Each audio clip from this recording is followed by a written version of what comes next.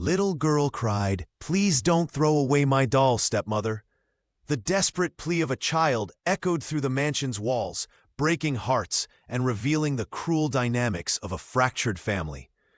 The unexpected return of a millionaire would soon turn this heartbreaking scene into something no one could have predicted. Before we begin, make sure to subscribe to the channel and comment where you're watching from. A wind howled through the halls of the sprawling Montrose estate, carrying with it the chill of a British winter. Rain lashed against the tall windows, creating eerie shadows that danced across the polished marble floor of the grand foyer. 6-year-old Mary Johnson stood trembling, her small fingers clutching a battered porcelain doll against her chest, as if it were her only lifeline in a stormy sea. The doll had seen better days. Its once pristine white dress now yellowed with age, one eye slightly askew, and hairline cracks running across its delicate face. But to Mary, these imperfections only made it more precious. It was the last gift her mother had given her before passing away, and within its fragile form lived all the memories of warmth and love that had since vanished from the estate. "Please don't throw away my doll, stepmother," Mary pleaded. Her voice barely audible above the storm outside. Her wide eyes, filled with unshed tears, looked up at the towering figure before her. Clara Johnson stood with perfect posture, her designer dress unwrinkled despite the long day of charity committee meetings. The stepmother's face, though objectively beautiful, remained cold and unmoved by the child's distress. With manicured fingers, she reached down and snatched the doll from Mary's hands, holding it away from her expensive clothing as if it carried disease. "Look at this filthy thing," Clara said, her voice carrying the refined accent of British upper society.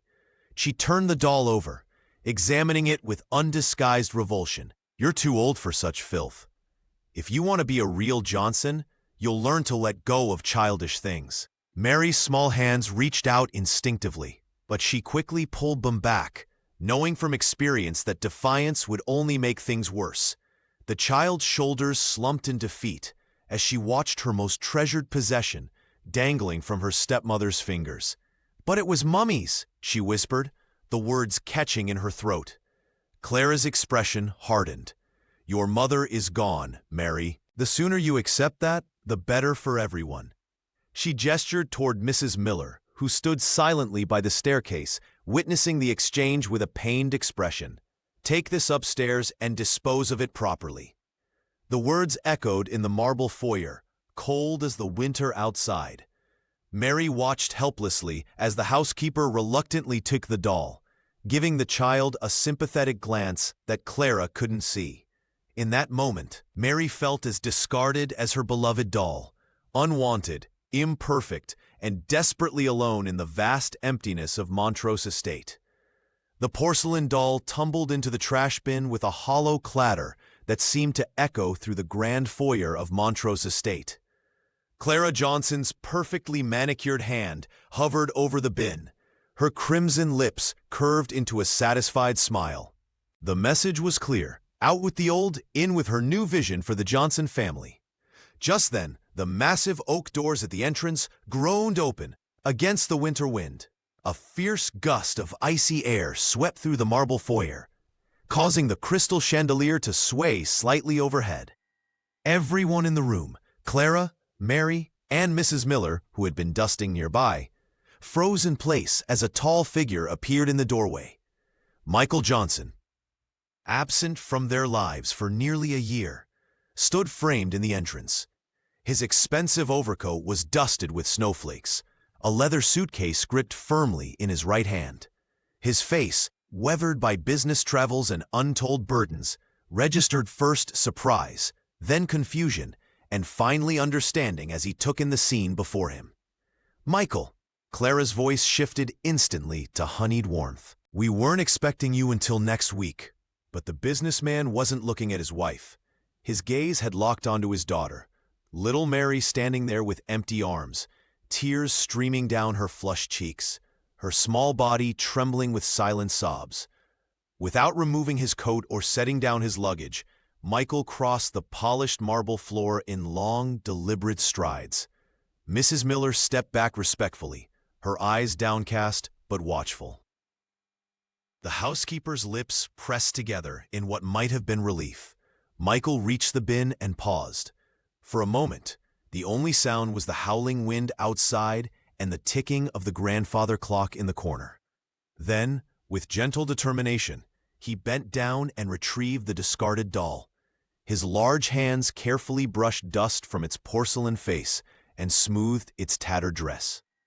"I believe this belongs to my daughter," he said quietly, his eyes never leaving Mary's. His voice carried no accusation, yet the words hung in the air like a judgment. Mary's small hands reached out tentatively, as if afraid to hope. When her father placed the doll in her waiting arms, she clutched it to her chest with such fierce protectiveness that Michael's expression softened visibly. Clara's perfect composure faltered for just an instant. "The doll is filthy, Michael. Surely you can see." "What I see," Michael interrupted, finally turning to face his wife, "is that I've been away too long." He knelt down to Mary's level, his expensive suit creasing against the marble floor. "Hello, my little one. I've missed you terribly." The 6-year-old's eyes, so like her late mother's, searched his face for promises he might actually keep this time. The atmosphere in the grand foyer of Montrose estate transformed in an instant. Clara Johnson's perfect composure flickered like a candle caught in a draught, though she quickly recovered, forcing her lips into a strained smile that didn't reach her eyes. The elegant socialite smoothed her designer dress, her fingers trembling slightly as she watched her husband's unexpected display of affection. Mary clutched her rescued porcelain doll against her chest, her small fingers tracing the familiar cracks in its aged surface. Tears of relief welled in her eyes, but didn't fall. She'd learned long ago that crying only made her stepmother more severe. The 6-year-old's gaze never left her father's face, as though afraid he might disappear again if she looked away. Michael Johnson knelt on the expensive marble floor, unconcerned about his tailored suit.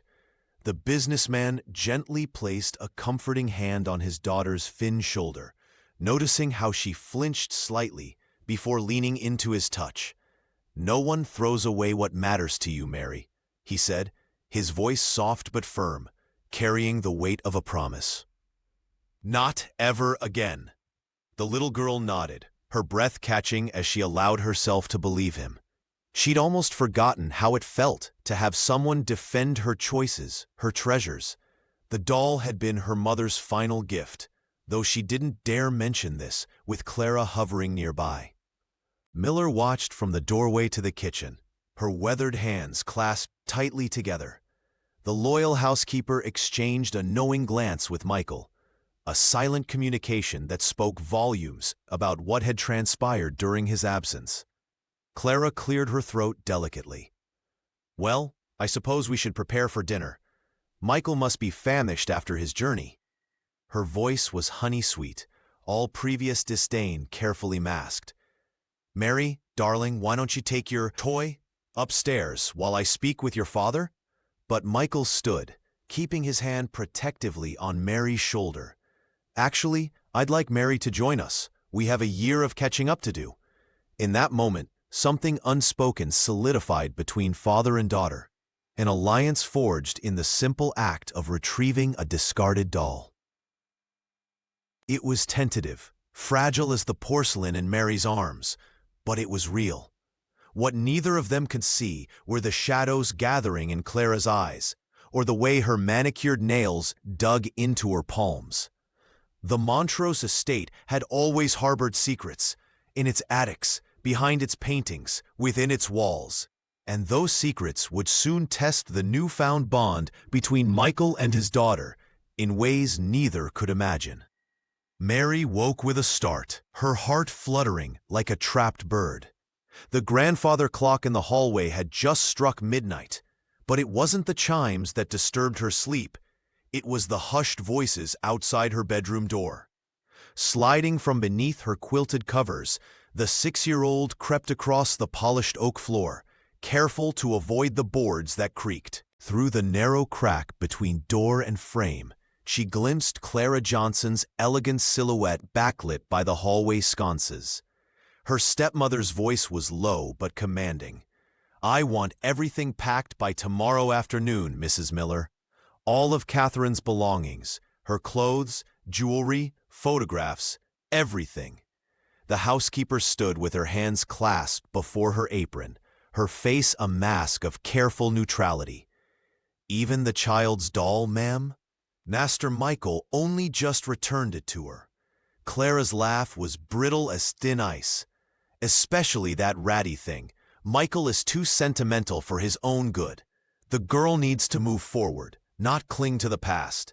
Mary's small fingers tightened around the porcelain doll she'd taken to sleeping with since her father's return. Tears pricked her eyes, but she blinked them away. She wouldn't let them take her mother's things. Not again. When the hallway emptied, Mary slipped out of her room, the doll clutched protectively against her nightgown. The attic stairs creaked beneath her bare feet as she ascended into darkness, guided only by slivers of moonlight through the dormer windows. The vast space smelled of cedar and dust, a forgotten realm where memories slumbered. Mary knew exactly where to look. Behind a row of trunks marked Christmas decorations, she found the boxes her father had stored after her mother's passing, boxes Clara had never bothered to inspect. With trembling hands, she lifted a silk dress the color of summer sky. It still held the faintest trace of her mother's perfume, lily of the valley, and something indefinably warm. Mary pressed the fabric to her face, inhaling deeply, trying to capture the scent in her memory. Next came a bundle of letters tied with faded ribbon. Though too young to read the flowing script completely, Mary recognized her mother's handwriting, the same elegant penmanship that marked the note hidden in her doll. "I won't forget you," she whispered, arranging the treasures around her in a protective circle, "no matter what she does." For hours, Mary sat among the remnants of her mother's life, photographs in silver frames, a hairbrush still holding strands of auburn hair, a leather-bound diary. Each object was a piece of the puzzle, helping her construct the image of the woman who had loved her first. Dawn was breaking when Mary finally returned to her room, her doll secure in her arms and her heart full of quiet determination. The English garden behind Montrose Estate had fallen into disarray during Michael Johnson's absence. Weeds choked the once pristine flower beds, and the stone pathways disappeared beneath unruly grass. It was here, among the wildness, that Michael chose to rebuild his relationship with his daughter. "This was your mother's favorite place," he told Mary one crisp afternoon, kneeling beside a patch of soil. The little girl nodded, her eyes wide with wonder as her father pressed a seed into her small palm.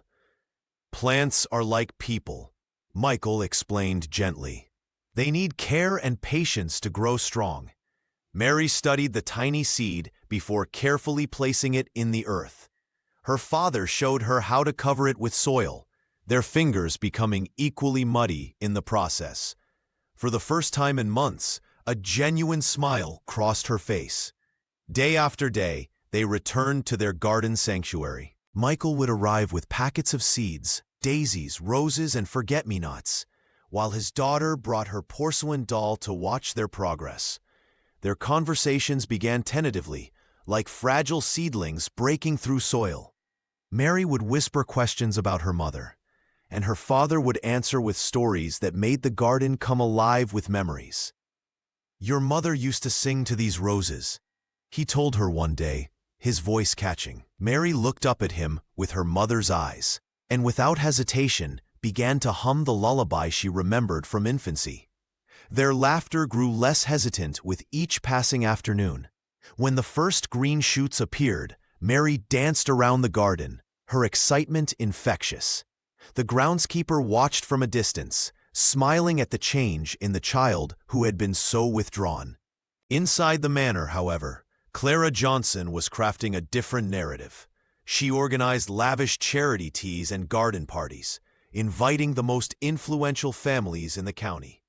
The ballrooms sparkled with crystal and silver, while outside, servants arranged elaborate floral displays, none from the garden Mary and her father tended.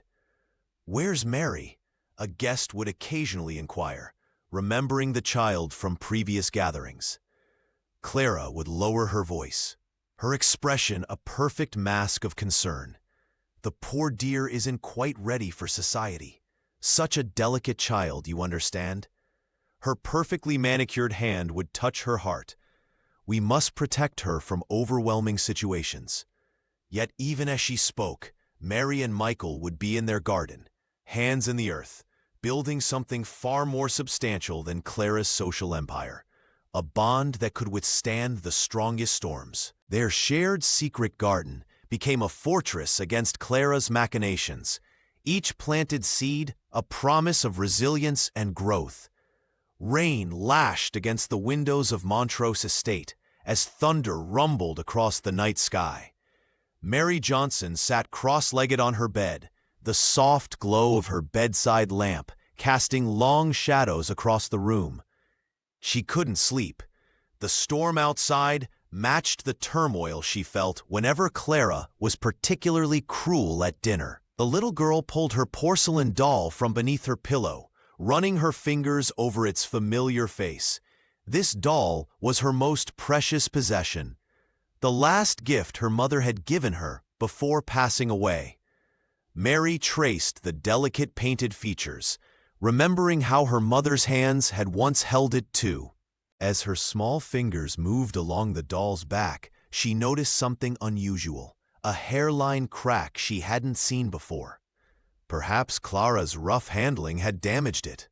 Mary's heart sank, but as she examined the crack more closely, she realized it wasn't damage at all. The line was too perfect, too intentional. With trembling hands, the 6-year-old pressed gently against the porcelain. To her astonishment, a small section of the doll's back slid open, revealing a hidden compartment. Mary gasped, her eyes widening as she peered inside. There, carefully folded into a tiny square, was a yellowed piece of paper. She unfolded it with utmost care, her heart pounding. The handwriting was instantly recognizable. The elegant, flowing script she had seen in photo albums and birthday cards preserved in the attic. It was her mother's handwriting. "To my dearest Mary," the note began, the ink faded but still legible in the lamplight. "Never forget that you are loved beyond measure. I am always with you." Tears welled up in the child's eyes, spilling down her cheeks as she read the words over and over again. The storm outside seemed to fade away as she clutched the note to her chest. This wasn't just her mother's doll. It was a message, a secret connection that even Clara couldn't take away. Mary wiped her tears with the back of her hand and carefully refolded the precious note. She returned it to its hiding place and closed the compartment, making sure it was secure. The doll was no longer just a toy or a memory. It was a vessel containing her mother's enduring love, a tangible reminder, but she hadn't been forgotten. Lightning flashed outside, illuminating her room for a brief moment. In that flash, Mary felt stronger somehow. This secret was hers alone, a treasure that would help her endure whatever Clara might do next. She hugged the doll tightly, whispering, "I love you too, Mummy," before tucking it safely beneath her pillow once more. The stables provided the perfect hideaway. Mary Johnson slipped through the heavy wooden doors, her porcelain doll tucked safely under her arm. The familiar scent of hay and leather greeted her as she spotted Lucy Davis brushing down one of the horses. "You brought her again?" Lucy said with a grin, nodding toward the doll. Unlike the hushed tones Mary used inside the manor, Lucy's voice rang clear and confident, bouncing off the stable walls. "I can't leave her alone," Mary whispered. "Clara might take her while I'm gone." Lucy set down the brush and hopped off the wooden stool. At 7, she was only a year older than Mary, but carried herself with the assurance of someone who knew exactly where she belonged. Her wild curls and dirt-smudged cheeks contrasted sharply with Mary's carefully combed hair and pristine dress. "Your stepmother wouldn't dare come to the stables," the groundskeeper's daughter declared. "She's too worried about getting mud on her fancy shoes." Mary giggled, the sound unfamiliar even to her own ears. It was only with Lucy that she felt safe enough to laugh. That afternoon, Lucy produced a leather-bound book from behind a loose board in the wall. "I found this in the rubbish. Thought we could use it." The book had empty pages, slightly yellowed, but otherwise perfect. Mary ran her fingers over the cover, her eyes widening. "What shall we put in it?" "Everything about your mom," Lucy replied simply, "so you never forget." Over the following weeks, their scrapbook grew. Mary brought tiny treasures from the attic, a ribbon from her mother's hairbrush, pressed flowers from bouquets her mother had dried, even a scrap of handwriting from an old shopping list. Lucy contributed her artistic talents, sketching the garden as Mary described how her mother had planted each rosebush. Sometimes, Mary would tell stories, while Lucy listened intently. "Mom used to sing to me when it stormed," she'd say, or "she always smelled like lavender." Lucy never mentioned how her own mother had once worked as Mary's nanny before becoming ill. She kept silent about the nights she'd overheard her father worrying about their position at the estate if Mr. Johnson didn't return soon. The class divide between them remained unspoken but ever present, like a shadow stretching between their worlds. Yet in the sanctuary of the stables, surrounded by the quiet breathing of horses and the rustling of hay, none of that seemed to matter. Their friendship became the one place where Mary's memories couldn't be rewritten or erased by Clara's cold dismissals. Clara Johnson paced across the polished oak floors of the estate's study, her reflection bouncing off the gleaming surface as she plotted her next move.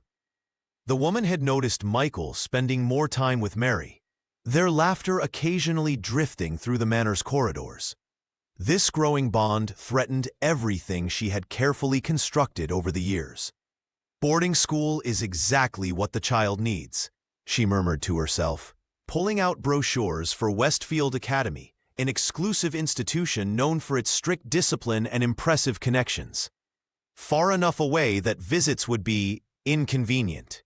That evening, while Michael attended a business dinner in London, Clara retrieved his fountain pen and practiced his signature until her wrist ached. The forgery looked convincing enough on the application forms. The slight tremor in the lines only added authenticity. She sealed the envelope with a satisfied smile. The next afternoon, Clara hosted tea for her circle of socialite friends in the estate's sunroom. Delicate china clinked as she casually mentioned her plans. "Mary will be attending Westfield this autumn," she announced, stirring her tea with practiced elegance. "The Johnson name deserves proper representation, and the child is simply too unrefined here at home." Lady Harrington nodded approvingly. "Excellent choice." My niece emerged from Westfield speaking 3 languages and with impeccable posture. None of them noticed Mrs. Miller quietly collecting empty cups nearby, her weathered hands steady despite the anger building within her. The housekeeper had served the Johnson family for 20 years. She had held Mary as a newborn while her mother recovered from childbirth. Later that day, Mrs. Miller spotted the sealed envelope on the hall table, awaiting collection. Something about the handwriting on the address made her suspicious. After decades in service, she had developed an instinct for household secrets. When no one was looking, she slipped the envelope into her apron pocket. That evening, she knocked softly on Michael's study door. "I believe you should see this, sir," she said, placing the opened application before him. "I made a promise to your late wife that I would watch over Mary if anything happened to her." Michael examined the forged signature, his face darkening. "When did I supposedly approve this?" "Yesterday, according to Mrs. Johnson, while you were in London." He set the papers down, rubbing his temples. "Thank you, Mrs. Miller. I've been blind to many things since returning home." The housekeeper nodded, her loyalty to Mary's mother finally finding purpose. "Some promises," she said quietly, "are meant to be kept forever." Michael Johnson paced the grand library of Montrose Estate, his brow furrowed with growing concern. For days, he had been observing small details that painted a troubling picture. Mary's wrinkled clothes, her quiet demeanor at mealtimes, and the way she seemed surprised whenever someone acknowledged her presence. "Has Mary always eaten dinner alone?" he asked Mrs. Miller one evening, finding his daughter finishing a cold plate of food in the kitchen rather than the dining room. The housekeeper hesitated, her loyalty to the household battling with her promise to Mary's mother. "Not when your late wife was alive, sir," she finally admitted. "But these days, Miss Mary is often overlooked." As Mrs. Miller spoke, she revealed a pattern of neglect, meals delivered hours late or forgotten entirely, clothing needs ignored until the child outgrew items, and educational materials promised but never provided. Clara had instructed the staff to prioritize social preparations and her own needs, effectively relegating Mary to an afterthought in her own home.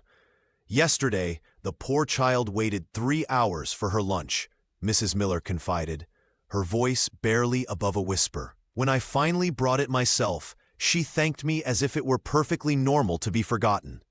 That night, Michael found Mary in her bedroom, quietly talking to her porcelain doll. He stood in the doorway, watching his daughter create an elaborate world where she mattered. The realization struck him like physical pain. He had failed her by his absence, just as Clara failed her through presence without care. The next evening, instead of retreating to his study, he invited Mary to the library. "Would you like to draw together?" he asked, setting out paper and colored pencils on the mahogany table. Mary approached cautiously, as if expecting the invitation to be withdrawn.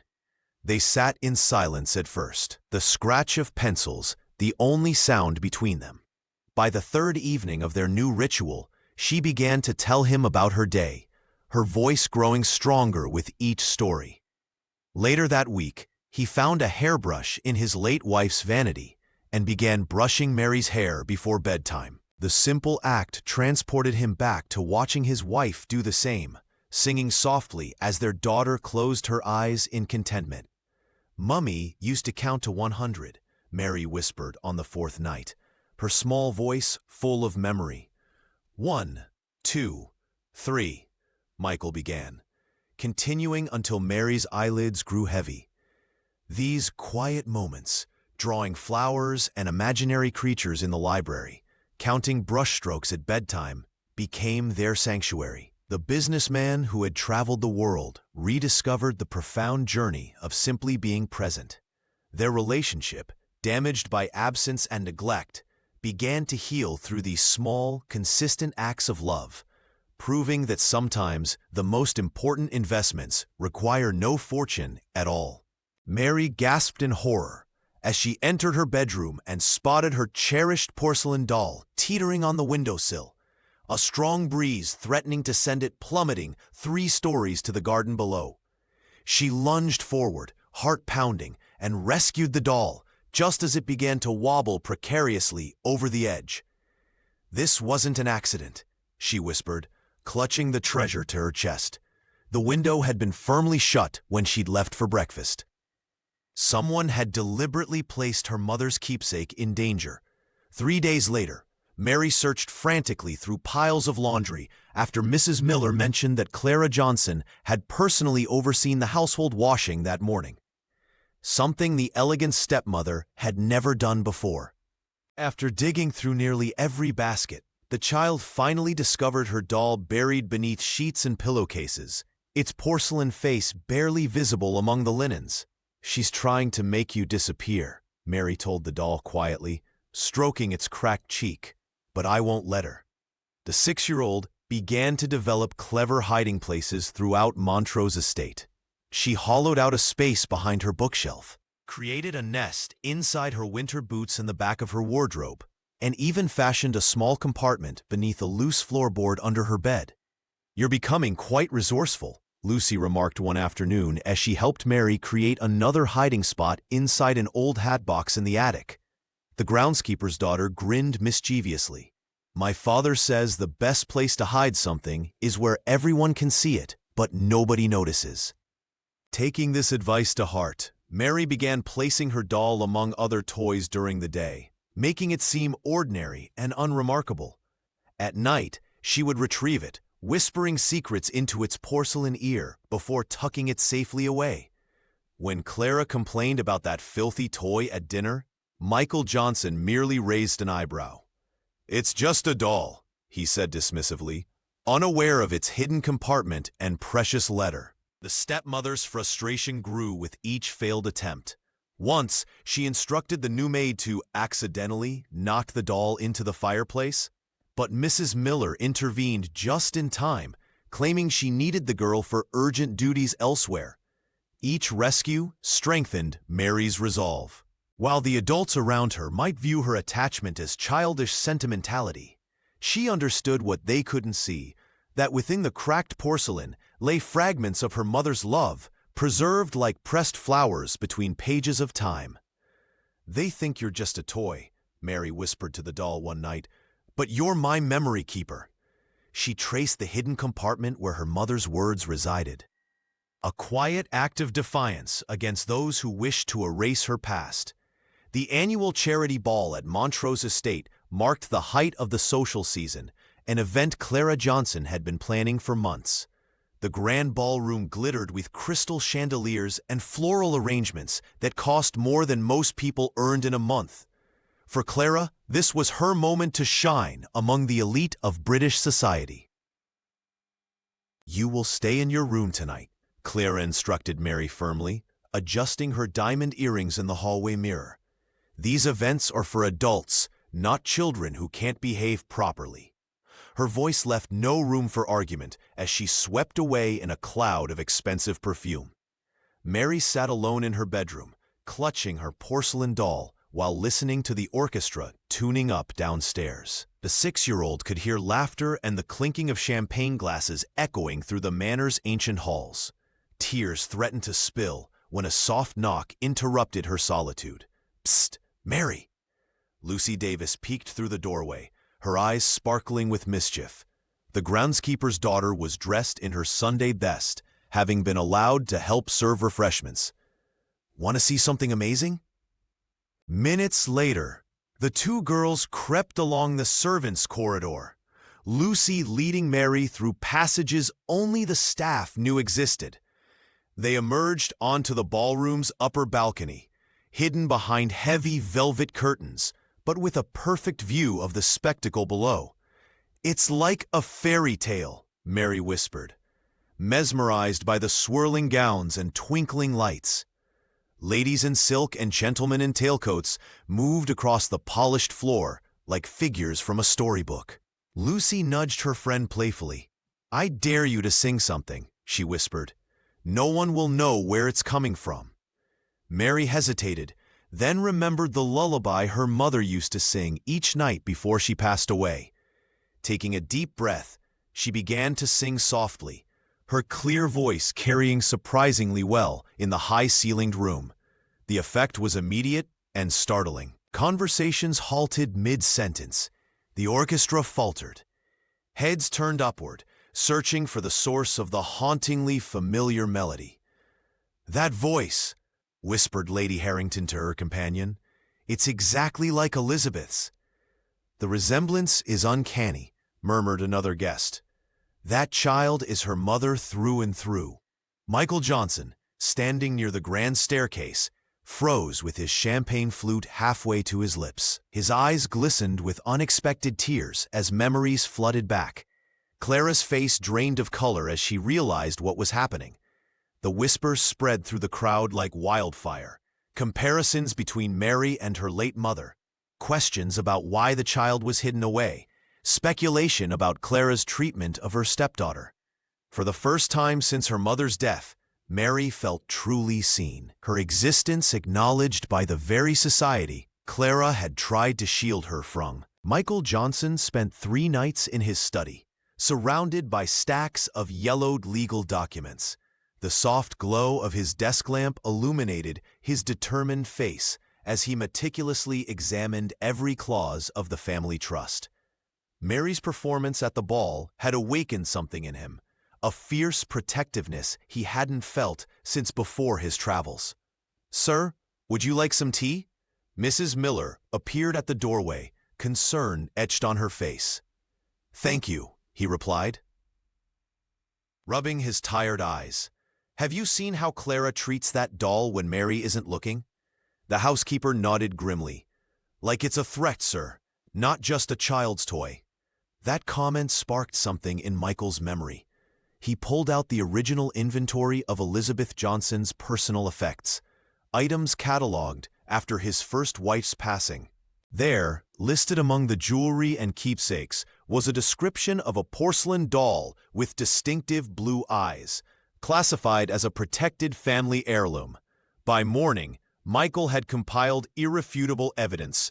The doll wasn't merely a plaything, it was legally protected property that belonged to Mary through her mother's estate. Clara had no right to dispose of it, regardless of her position in the household. The following day, Michael requested a formal breakfast in the dining room. Sunlight streamed through tall windows as the family gathered around the polished mahogany table. Mary sat quietly, her small fingers nervously adjusting her napkin, while Clara poured herself tea with practiced elegance. "I've been reviewing some legal matters," Michael began, his voice deceptively casual. He placed a folder beside his plate, watching as his wife's perfectly manicured hand hesitated over the teapot. "Legal matters?" Clara's smile remained fixed, but her eyes narrowed slightly. "Regarding family heirlooms." He slid a document across the table. "Mary's doll is specifically protected in Elizabeth's trust. It cannot be discarded, sold, or removed from Mary's possession." Clara's composure faltered momentarily. "A child's toy hardly qualifies as—" "It's not up for debate," Michael interrupted, his tone hardening. "You will not erase what's rightfully Mary's. The past is not yours to throw away." Mary looked up, her eyes wide with surprise and relief. Mrs. Miller, standing discreetly by the serving cart, gave an almost imperceptible nod of approval. Clara set down her teacup with a sharp clink. "I was merely trying to help the child move forward. Clinging to the past isn't healthy." "Neither is pretending it didn't exist," Michael replied evenly. "From now on, anything belonging to Elizabeth or Mary remains untouched. I've instructed the staff accordingly." The businessman stood, placing a gentle hand on his daughter's shoulder before leaving the room. For the first time since his return, the balance of power in the Montrose estate had visibly shifted, and the change was reflected in Mary's small, triumphant smile. Clara Johnson paced the drawing room, her Louboutin heels clicking against the hardwood floor like a metronome counting down her fading influence. The confrontation with Michael had left her social standing precarious, but she wasn't finished yet. With calculated precision, she arranged adoption brochures across the antique mahogany desk, photographs of perfectly groomed children with bright smiles and impeccable manners. "The Johnson name deserves a proper heir," she murmured to herself, examining the profile of a 7-year-old boy from a prestigious orphanage in London. Someone malleable, someone grateful. Her manicured finger traced the child's features, imagining how he would compliment her at charity functions, the perfect accessory to rehabilitate her image. Mary stood frozen outside the doorway, her small hand clutching the porcelain doll to her chest. She had come looking for her father, but instead found something far more terrifying. The little girl's heart hammered against her ribs as she listened to her stepmother speaking on the telephone. "Yes, we're quite interested in meeting him," Clara was saying, her voice honeyed with false warmth. "My husband's daughter is difficult. Not what the family needs. We're looking for a more suitable addition." Each word struck Mary like physical blows. Replaceable. Unwanted. Not good enough. The same feelings that had engulfed her when Clara had tried to discard her precious doll now threatened to drown her completely. If she wasn't perfect, if she didn't become exactly what Clara wanted, would her father allow her to be cast aside too? Mary backed away silently, bumping into Mrs. Miller, who had been carrying fresh linens. The housekeeper took one look at the child's ashen face and ushered her quickly into the kitchen. "What's troubling you, love?" the older woman asked, setting down a cup of warm milk. "She's going to replace me," Mary whispered, tears spilling down her cheeks. "Clara wants a new child who's better than me." Mrs. Miller's weathered face hardened with resolve. She had watched Clara's machinations for years, had protected Mary as best she could, honoring the promise made to her late mother. "Listen to me," she said firmly. "No one can replace you. This is your home, and your father loves you dearly." But doubt had taken root. That night, Mary practiced her posture in the mirror, attempted to speak with the refined accent Clara preferred, and even considered hiding her beloved doll, the very symbol of her true self, to appear more grown up. Perhaps as she became the perfect Johnson heir, her father wouldn't want another child. What Mary couldn't see was that her uniqueness, the very qualities Clara despised, were exactly what made her irreplaceable. Lucy Davis was rummaging through the dusty boxes in her father's shed when she discovered an old leather album tucked beneath piles of gardening records. Rain pattered against the windows as she carefully opened it, revealing faded photographs that made her heart skip. There, in sepia tones, was a younger version of her mother standing beside a beautiful woman who looked remarkably like Mary. Flipping through the pages with trembling fingers, Lucy found handwritten letters, birthday cards, and small mementos. One photograph showed her mother cradling a newborn baby, unmistakably Mary, while standing proudly in the main hall of Montrose estate. The inscription on the back read, "Elizabeth with baby Mary, first day home." "Mum?" Lucy called out, rushing into their modest cottage with the album clutched to her chest. "Did you used to work for the Johnsons?" Elizabeth Davis looked up from her mending, color draining from her face when she saw what her daughter held. "Where did you find that?" "You were Mary's nanny," Lucy whispered, not a question but a revelation. "All this time you never told me." The woman sighed, setting aside her work. "For 3 wonderful years, I cared for Mary from the day she was born until her mother fell ill." Elizabeth's eyes grew distant with memory. "Her mother was kind, nothing like that Clara woman.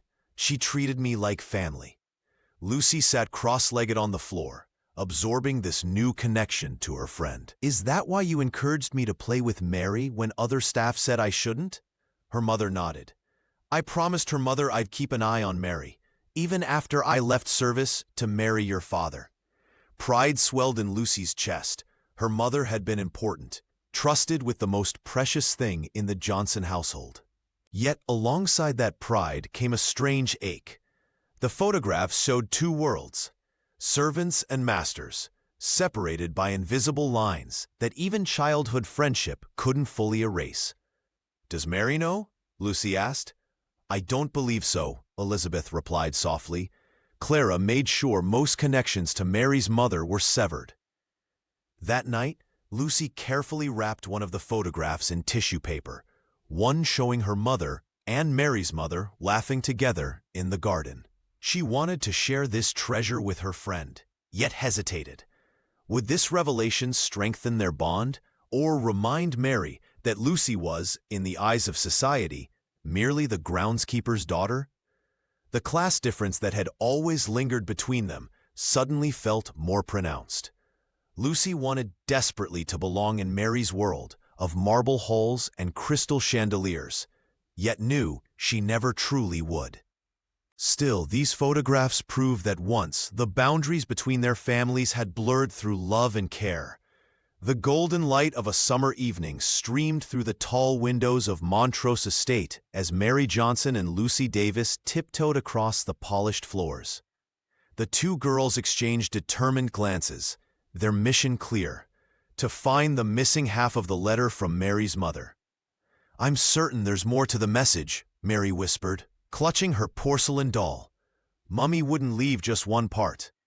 Lucy nodded, her bold spirit fueling their adventure. If your mother was clever enough to hide the first part in the doll, she must have hidden the second somewhere special. The girls began in the library, where shadows danced between towering bookshelves. Mary remembered how her mother used to read to her there, pointing out secret messages in illustrations. They carefully examined each of her favorite storybooks, fingers tracing the edges of pages. "Look here!" Lucy exclaimed, pulling out a volume of fairy tales. Inside was a pressed flower, a forget-me-not, with a tiny arrow drawn on its dried petal. Following this first clue, they moved to the music room. The antique music box that had belonged to Mary's mother sat on the windowsill, collecting dust since Clara had declared it outdated. When Mary wound the key, instead of the usual lullaby, it played a different melody, one her mother had hummed while painting in the attic. The attic, both girls whispered in unison. They crept up the narrow staircase, avoiding the creaking third step that Mrs. Miller always warned would give them away. The attic air hung heavy with memories and dust motes that sparkled in the fading sunlight. There, Mary pointed to a painting of the estate gardens. Behind it, a small key hung on a nail. Lucy, standing on tiptoes, retrieved it. "What does it open?" Mary's eyes traveled to the corner where a trunk sat beneath old curtains. "That belonged to Mummy. Clara wanted it thrown away, but Mrs. Miller must have saved it." The key slid perfectly into the lock. Inside, wrapped in tissue and lavender, lay her mother's wedding dress, old photographs of happier times, and beneath it all, an envelope addressed to "My dearest Mary, when you're ready to remember." With trembling fingers, Mary unfolded the second half of the letter. Lucy leaned close, her arms supportive around her friend's shoulders, as Mary read aloud, "Let kindness be your armor, and love your guide. You are the heart of this house." Tears glistened in Mary's eyes, but her chin lifted with newfound strength. In that dusty attic, surrounded by her mother's treasures, she made a silent promise. No matter what Clara planned, no matter who she tried to bring into their home, Mary would not be replaced or forgotten. "I am the heart of this house," she repeated softly, and Lucy squeezed her hand in solidarity. Michael Johnson sat in his study, the mahogany desk littered with letters he'd never received, at least not in their original form. His hands trembled as he compared the childish handwriting on scraps he'd found hidden in Clara's dresser with the polished penmanship of the letters he'd been sent during his business travels. "Daddy, I miss you. Please come home soon," read one original note in Mary's uneven script. The version he'd received stated coldly, "Father, I'm doing well with Clara. Take your time with business." Each discovery was another knife to his heart. For months, his daughter had been reaching out while he believed she was thriving without him. The businessman's eyes stung with unshed tears as he gathered the evidence. Dozens of altered letters, forged signatures on school applications, and financial documents showing Clara had been siphoning funds from Mary's trust. The following morning, Michael called the entire household staff to the main hall. Miller stood rigid, her loyalty to Mary's late mother evident in her unwavering gaze. The groundskeeper and his wife exchanged nervous glances, while their daughter Lucy fidgeted beside them. Clara swept into the room, her silk dress rustling. "What's this impromptu gathering about, darling?" she asked, her voice honey-sweet. "These," Michael said simply, holding up the letters, "Mary's real letters, and the versions you rewrote before sending them to me." The color drained from Clara's face.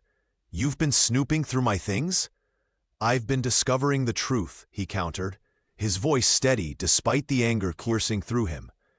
"You made me believe my own daughter didn't need me." Mrs. Miller stepped forward. "She cried herself to sleep asking when you'd return, sir." Clara's composure cracked. "Everything I did was for this family's reputation. That child and her ridiculous doll." "That child is my daughter," Michael interrupted, "and the heir to everything I've built. The staff watched in stunned silence as Clara's carefully constructed facade crumbled. The whispers began immediately, the cook to the gardener, the maid to the butler. By nightfall, the news would reach every corner of their social circle. "You're dismissed from this house," Michael stated firmly. "Pack your things." As Clara stormed out, Michael caught sight of Mary standing at the top of the staircase, clutching her porcelain doll. The weight of his absence crushed him anew. He had allowed himself to be manipulated, leaving his daughter vulnerable to Clara's cruelty. That night, he made a silent vow beside Mary's bed as she slept. No business, no fortune would ever again come before his child. The millionaire had returned home, not just to his estate, but to what truly mattered. The morning after the confrontation, Mrs. Miller found herself summoned to Michael Johnson's study. Her weathered hands trembled slightly as she straightened her apron and knocked on the heavy oak door. Clara had filed a formal complaint, accusing the housekeeper of undermining household authority and poisoning the child against her stepmother. "You've overstepped your boundaries," Michael said, his voice firm but not unkind. "Clara insists you be dismissed immediately." Mrs. Miller stood tall despite her fear. "I promised her mother I would look after Mary, sir. That's all I've ever done." The tension was broken by a small figure appearing in the doorway. Mary Johnson, still clutching her porcelain doll, stepped into the room uninvited. "Please don't send Mrs. Miller away," she said, her voice barely above a whisper but unwavering. "She makes me soup when I'm poorly. She tells me stories about Mother. She's the only one who remembered my birthday before you came home." Michael watched his daughter, struck by the quiet dignity in her stance. This wasn't the timid child he'd returned 2 months ago, but a young girl finding her voice.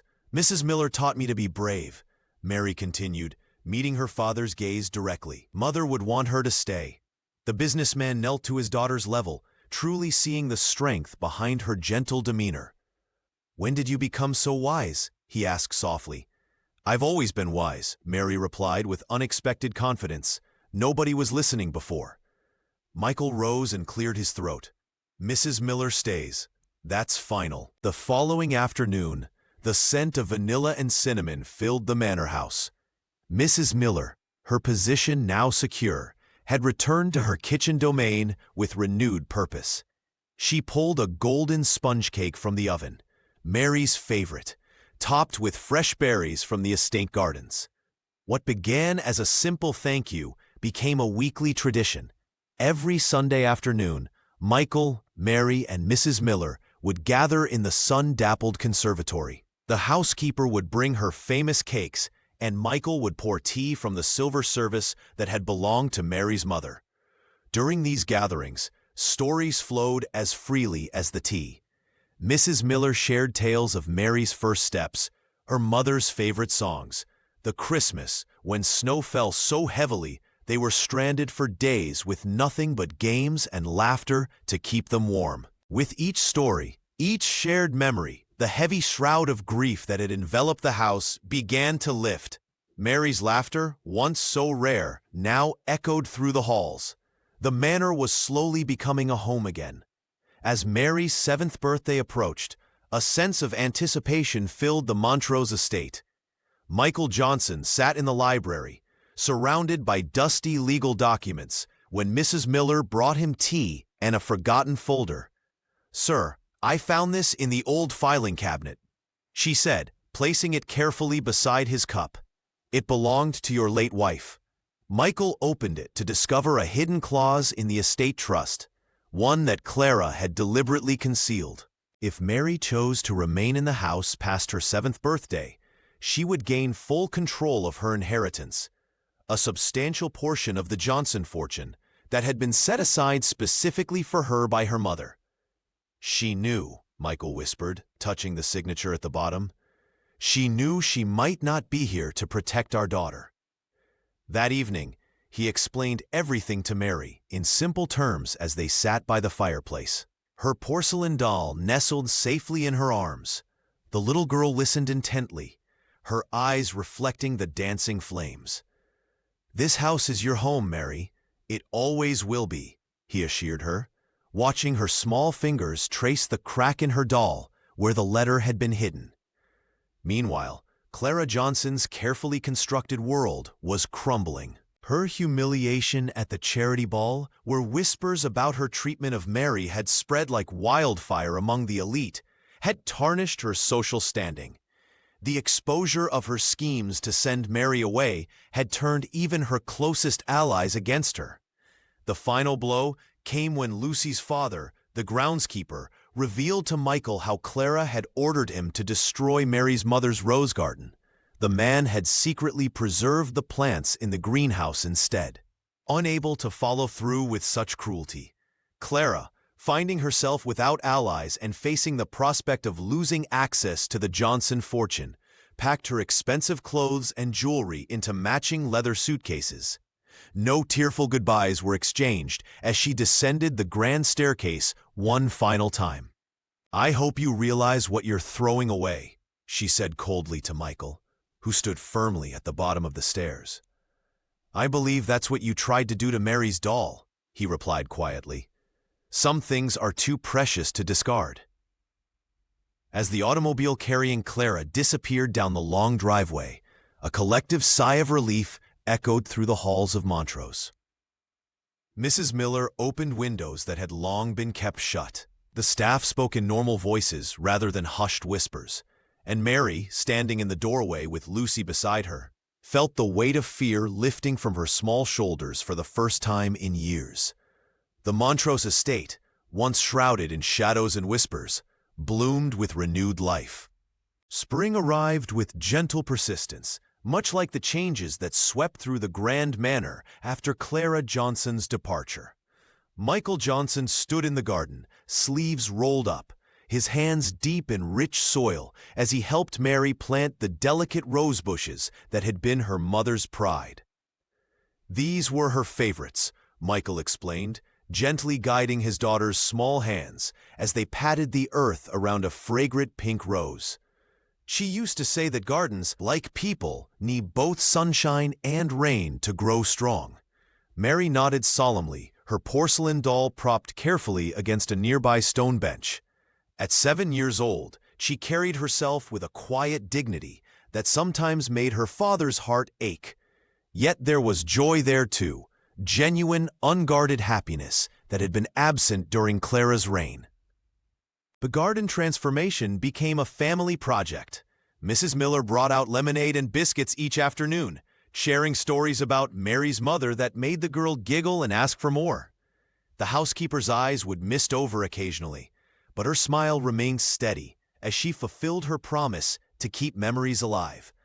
Lucy Davis visited daily now, no longer slipping through side entrances or hiding behind hedges. The groundskeeper's daughter raced across the lawns with Mary, their laughter echoing through the estate.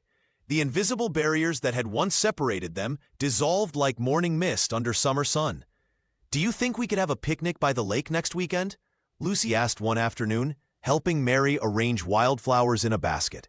"With cucumber sandwiches and strawberry tarts?" Mary replied, her voice stronger, more confident than it had been months before. Michael, overhearing the exchange, nodded his approval. "And we'll invite your parents too, Lucy. It's time this house welcomed more friends."